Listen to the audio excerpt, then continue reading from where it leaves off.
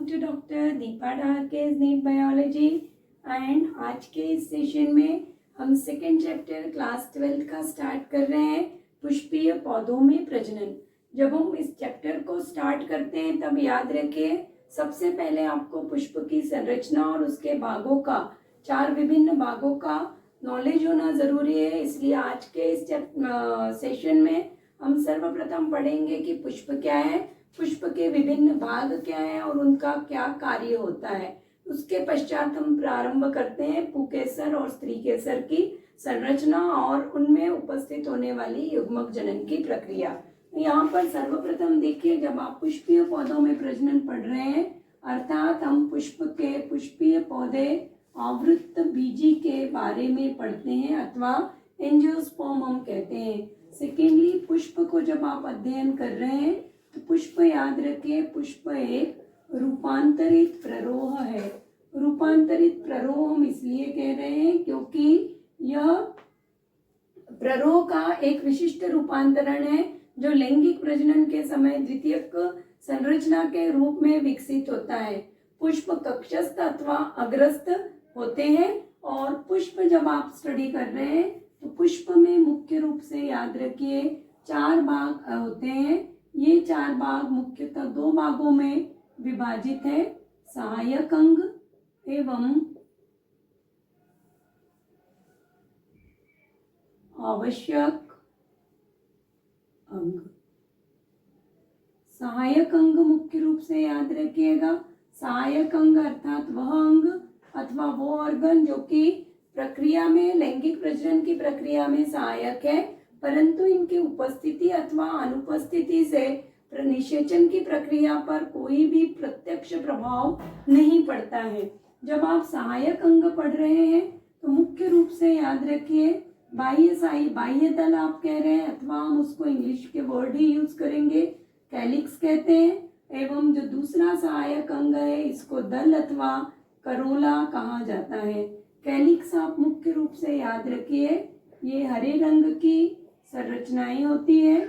सामान्यतः इनकी संख्या 5 से 7, तो 5 to 7 की संख्या में कैलिक्स पाए जाते हैं।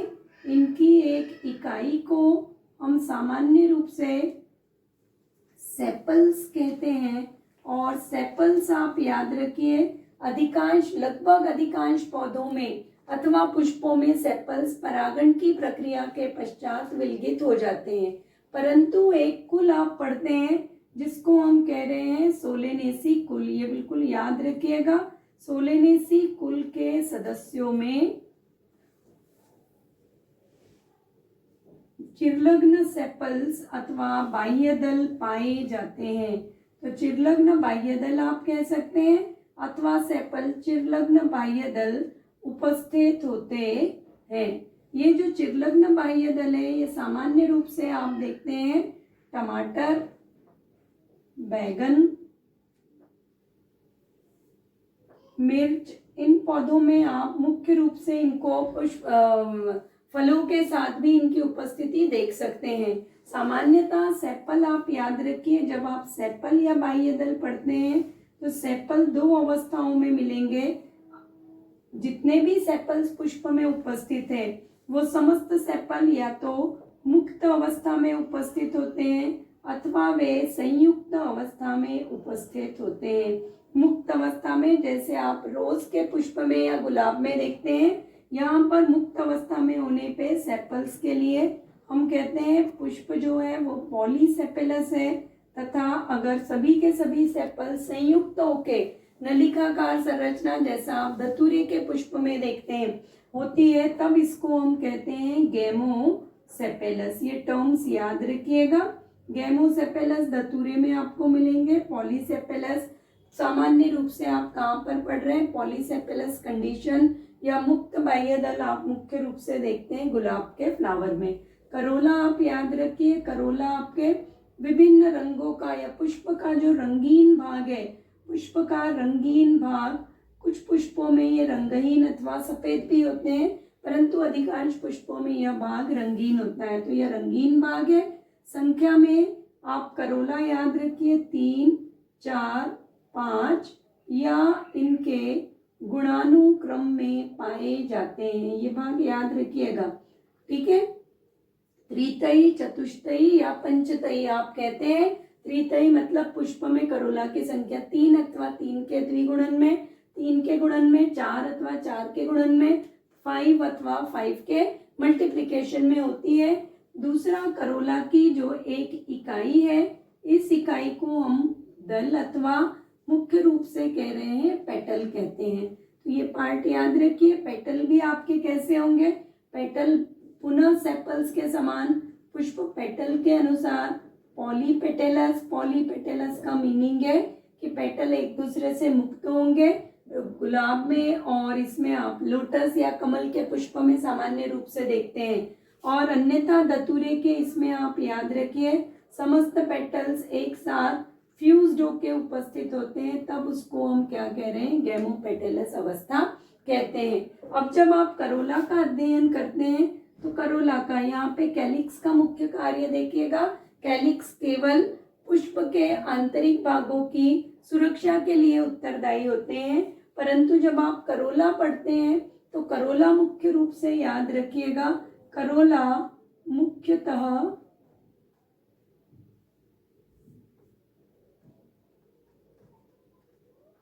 परागण में सहायक है। परागण मुख्य रूप से जब आप परागण पढ़ते हैं तो कीट परागण आप याद रखिए। कीट परागण में पुष्पों का आकर्षित होना अत्यधिक आवश्यक होता है। इस कारण रंगीन और पिगमेंटेड करोला जो है ये मुख्य रूप से कीट परागण में कीटों को आकर्षित करने में सहायक होते हैं। इसके पश्चात एक ऑब्जेक्टिव के लिए पार्ट आप याद रखिएगा, जो इनका रंगीन कलर होता है यह मुख्य रूप से जल में घुलनशील वर्णक एंथोसाइनिन के कारण रंगीन होते हैं। तो ये भाग याद रखिए कि करोला जितने भी आपको रेड, येलो, ब्लू अलग अलग कलर के मिलते हैं, ये सभी रंग मुख्य रूप से किसकी उपस्थिति के कारण है? एंथोसाइनिन। और एंथोसाइनिन पौधों में मिलने वाला जल में घुलनशील तत्व होता है। तो ये वर्णक आप याद रखिए होते हैं। तो इनका मुख्य कार्य क्या है? परागण की प्रक्रिया में सहायता करना। कैलिक्स का मुख्य कार्य है पुष्प के आंतरिक भागों की सुरक्षा प्रदान करना। जो आवश्यक अंग है, आवश्यक अंग मुख्य रूप से युग्मकों के निर्माण के लिए, निषेचन के लिए तथा पश्च निषेचन की घटनाओं के लिए उत्तरदायी होते हैं। आवश्यक अंग में मुख्य रूप से देखिएगा 2 प्रकार के अंग आपके होते हैं। आवश्यक अंगों में एक आप पढ़ते हैं मेल रिप्रोडक्टिव पार्ट। इसमें आप सामान्य रूप से इसको आप कह रहे हैं पुंकेसर अथवा इसको हम कह रहे हैं एंड्रोशियम।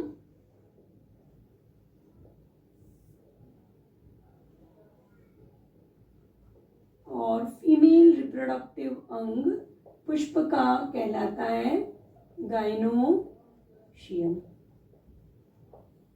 ठीक है, एंड्रोशियम आप याद रखिए। एंड्रोशियम की जो एक इकाई है इसको हम स्टेमिन कहते हैं, या आप इसको पुंकेसर तथा गाइनोशियम की एक इकाई को सामान्य रूप से कार्पल अथवा पिस्टल कहा जाता है, या हम हिंदी में इसे स्त्री केसर कहते हैं। तो आप ये मुख्य रूप से याद रखिए, पुंकेसर एवं स्त्री केसर पुष्प के 2 महत्वपूर्ण अंग है, आवश्यक अंग है, जिनका मुख्य कार्य मेल एवं फीमेल गैमेट का निर्माण करना होता है। और परिणाम स्वरूप ये प्रत्यक्ष रूप से ये अंग पुष्प में निषेचन की प्रक्रिया में भाग लेते हैं। अब यहाँ पे याद रखिए इन संरचनाओं के आधार पर पुष्प के आप मुख्य रूप से 2 प्रकार पढ़ते हैं। एक आप पढ़ते हैं कि पुष्प आपके कैसे होंगे? बाइसेक्जुअल, अथवा बाइसेक्जुअल को ही याद रखिए मोनोशियस कहा जाता है। ये दोनों टर्म्स बिल्कुल याद रखिए, बाइसेक्जुअल अथवा मोनोशियस। बाइसेक्जुअल अथवा मोनोशियस मतलब वे पुष्प जिनमें दोनों आवश्यक अंग स्त्री केसर एवं पुंकेसर, जिनमें दोनों आवश्यक अंग उपस्थित होते हैं वो बाइसेक्सुअल कहलाते हैं, और एक लिंगी अथवा आप कह रहे हैं यूनिसेक्सुअल, यूनिसेक्सुअल अर्थात इन्हीं को आप कह रहे हैं डायोशियस, डायोशियस अर्थात वे पुष्प जिनमें केवल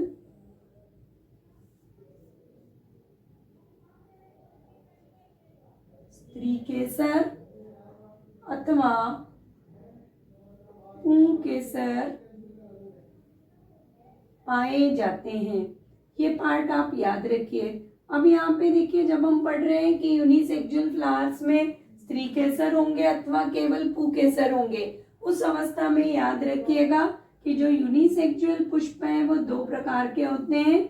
इनको हम सामान्यतः कह रहे हैं स्त्री केसरी अथवा पुंकेसरी। स्त्री केसरी मतलब इसको हम सामान्य रूप से कहते हैं फीमेल फ्लावर, और पुंकेसरी अर्थात इनका मुख्य कार्य केवल युग्मक, नर युग्मकों के निर्माण का है। पुंकेसरी पुष्प को हम सामान्य रूप से कहते हैं मेल फ्लावर। तो ये पार्ट याद रखिएगा। स्त्री केसरी पुष्प केवल और केवल फीमेल युग्मक का निर्माण करेंगे, पुंकेसरी के द्वारा नर युग्मकों का। सामान्यतः इन्हें इनकम्प्लीट फ्लावर भी कहा जाता है, क्योंकि वो फ्लावर जिनमें पुष्प के चारों अंग उपस्थित होते हैं वो कंप्लीट फ्लावर होते हैं। और यहाँ पर आप याद रखिए, स्त्री केसरी में पुंकेसर अनुपस्थित है और पुंकेसरी पुष्पों में स्त्री केसर अनुपस्थित होते हैं, अतः इन्हें सामान्यतः इनकम्प्लीट फ्लावर भी कहा जाता है। अब आप जब यहाँ पे पुष्प की लॉन्गिट्यूडनल सेक्शन अध्ययन करते हैं, लॉन्गिट्यूडनल सेक्शन ऑफ फ्लावर में आप देखिए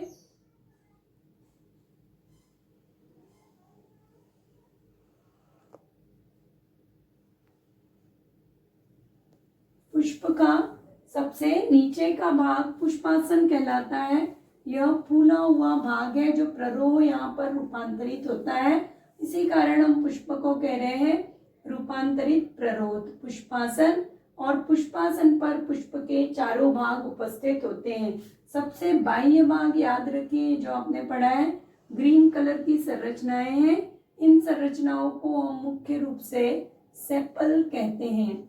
सेपल के पश्चात पुष्प का द्वितीय भाग, ये पुष्प का द्वितीय भाग सामान्यतः करोला कहलाता है, और यह कलर युक्त पार्ट या रंगीन भाग है, इसको आप कह रहे हैं करोला, या इसका जो सिंगल यूनिट है, सिंगल यूनिट को हम कहते हैं पेटल, याद रखिएगा। ठीक है, यह दल, ये बाह्य दल है और ये दल है आपके।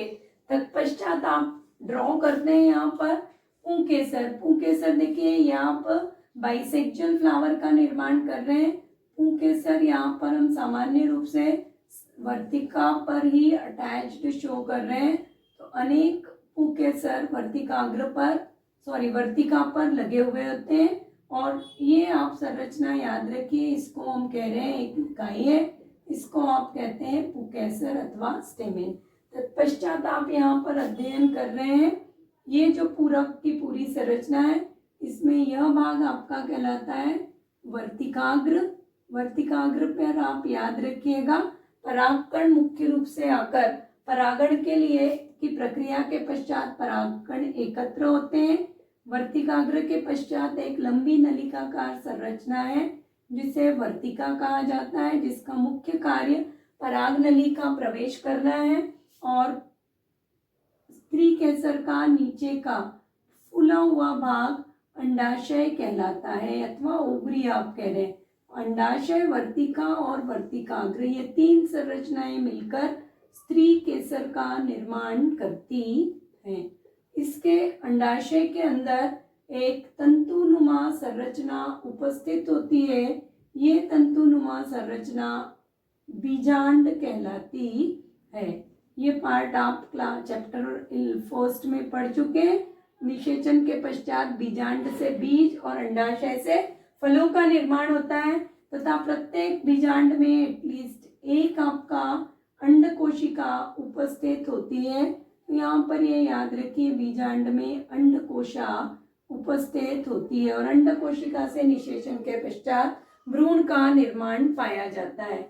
अगर आप एक पुंकेसर की संरचना पढ़ते हैं तो यहाँ पर याद रखिए इसमें मुख्य रूप से दो प्रत्येक यह स्टेमिन की संरचना है। इसमें आप याद रखिए एक तंतु उपस्थित होता है, तंतु के साथ साथ यहाँ पर दो एंथर उपस्थित होते हैं, या एंथर के आप याद रखिए एंथर में दो पालियां अथवा लोब पाई जाती हैं। प्रत्येक पाली में एक एक बीजाणुधानी उपस्थित होती है। इस प्रकार प्रत्येक एंथर अथवा पुंकेसर में आप याद रखिएगा 4 लघु बीजाणुधानियां उपस्थित होती है तथा इन बीजाणुधानियों में परागकण अथवा लघु बीजाणुओं के निर्माण की प्रक्रिया संपन्न होती है। तंतु का मुख्य रूप से याद रखिए तंतु सामान्यतः पुष्पासन से जुड़े होते हैं अथवा पेटल्स अथवा दल से जुड़े होते हैं। तंतु का वह सिरा जो पुष्पासन की तरफ है यह सिरा समीपस्थ सिरा कहलाता है तथा तंतु का वह सिरा जो एंथर से जुड़ा है यह सिरा दूरस्थ सिरा कहलाता है। ये क्वेश्चन नीट में एक बार आ चुका है कि तंतु का समीपस्थ सिरा किससे जुड़ा हुआ होता है। तो तंतु का समीपस्थ सिरा आप याद रखिए पुष्पासन अथवा दल से जुड़ी हुई पाई जाती है।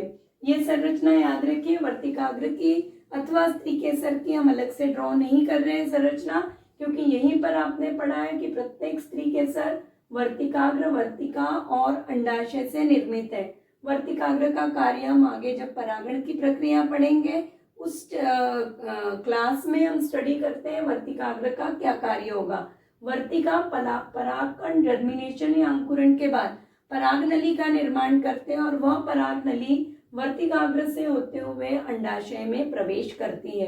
अंडाशय, बीजांड और अंडकोशिका ये भाग प्रत्यक्ष रूप से निषेचन में कार्यरत होते हैं तथा निषेचन के पश्चात फिर याद रखिए अंडाशय से फल का, बीजांड से बीज का और अंडकोशिका से भ्रूण का, जाइगोट का निर्माण होगा। जाइगोट के बाद भ्रूण का निर्माण होता है।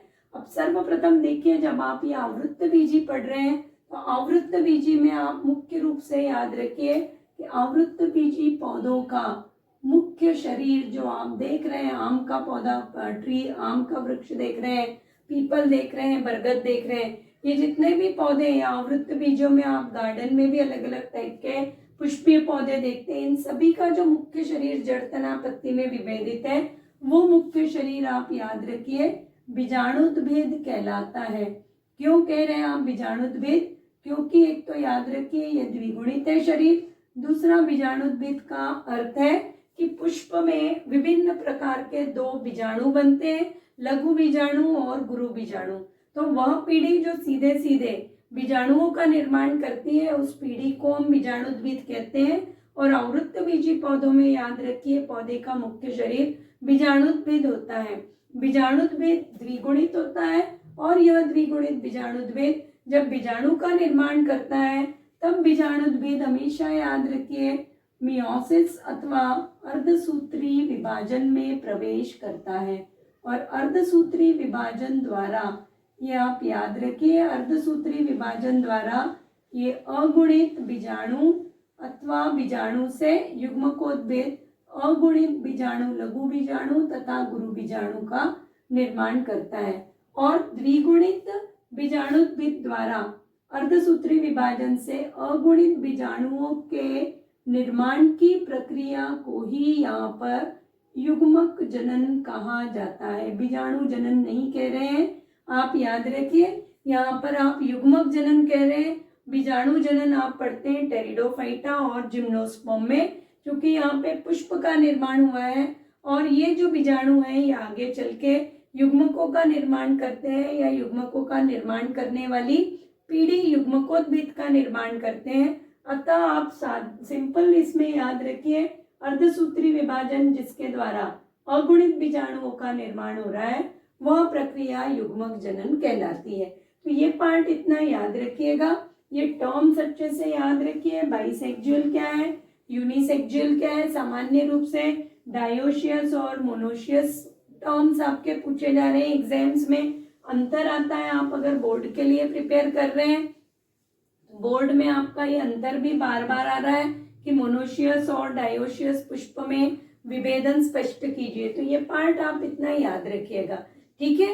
आज हम लोग इतना ही पढ़ेंगे इस सेशन में पुष्प की संरचना में।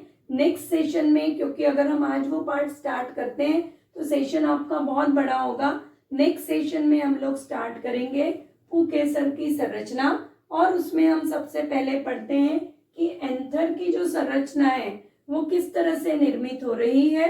और एंथर में आप पढ़ते हैं, एंथर की भित्तियों को पढ़ेंगे। 4 स्तर होते हैं भित्तियों में, एपिथीशियम, एंडोथीशियम, दूसरा आप एक पढ़ रहे हैं मध्य स्तर, और चौथा स्तर होता है टेपेटम। तो उन 4 स्तरों का कार्य आपको पढ़ना है। और उसके पश्चात हम वहां पर पढ़ेंगे बीजाणुधानी का निर्माण, और बीजाणुधानी के साथ साथ हम पढ़ते हैं बीजाणु जनन की, लघु बीजाणु जनन की प्रक्रिया। तो चैनल के साथ कनेक्ट रहिए। जिस भी टॉपिक में आपको डिफिकल्टी आ रही है, कहीं कुछ भी प्रॉब्लम्स आ रहे हैं, तो आप क्लियरली कमेंट बॉक्स में मेंशन कर सकते हैं, तो वो प्रॉब्लम्स एंड डाउट्स आपके सॉल्व किए जाएंगे।